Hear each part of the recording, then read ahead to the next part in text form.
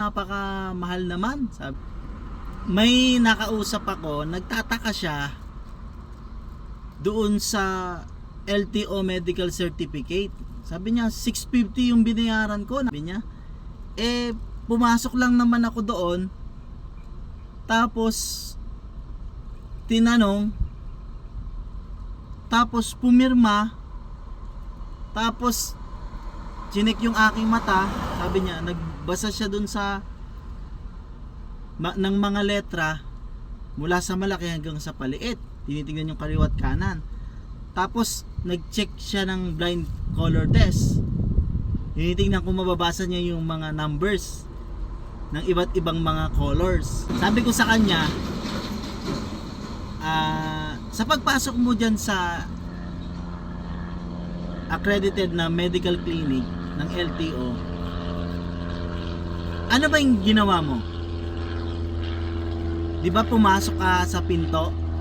Ikaw yung nagbukas ng pinto. So nakita ng doktor na kumpleto yung kamay. Tapos naglalakad ka, wala kang saklay, di ba? Doon pa lang mai-check na yung physical appearance ng isang driver. Ikalawa, lumapit ka doon sa may bintana. Tapos sinulat mo doon yung pangalan mo. Ibig sabihin kaya mong magsulat.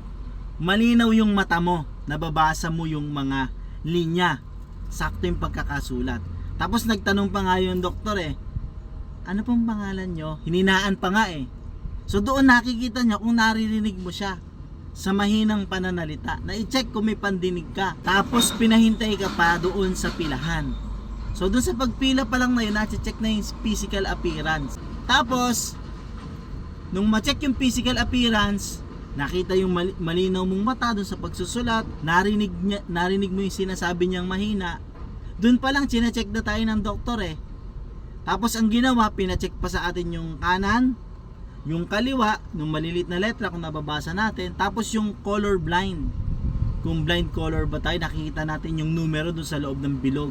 On sa medical clinic na accredited ng LTO, na-i-check yung dapat ma-i-check.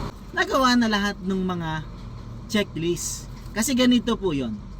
Sa pagkuha natin ng driver's license, mahalaga yung condition. Yan yung nasa harap ng lisensya. Yung condition 1, condition 2, condition 3, condition 4, condition 5. Kung kailangan ba ng salamin, kailangan ba ng hearing aid, kailangan ba may specific na vehicle lang na dapat na imaneho, kung ano-ano condition nakalagay doon. So lahat yon ire-recommenda ng LTO medical clinic na accredited para sa ating pangangailangan sa kondisyon natin sa pagmamaneho.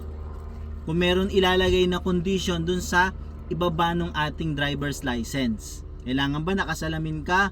Kailangan ba daylight driving ka lang? Kailangan ba meron kang special equipment? Kailangan ba may hearing aid ka? Kailangan ba may specific vehicle ka lang na dapat i-drive? Kasi alam nyo ba kung magkano check up ng mga doktor sa isang pasyente, di ba? Minsan consultation 500 yon, di ba?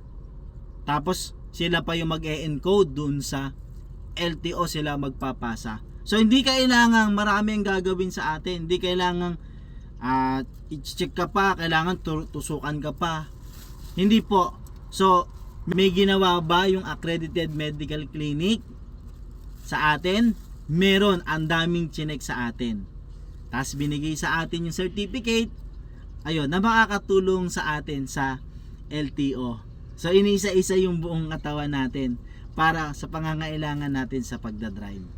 Sana may natutunan po kayo na hindi lang naniningil yung LTO Medical Clinic, no, na accredited ng pera, kundi tinutulungan nila yung LTO, yung bansang Pilipinas, yung mga mamamayan na ma-check talaga yung condition natin sa pagmamaneho.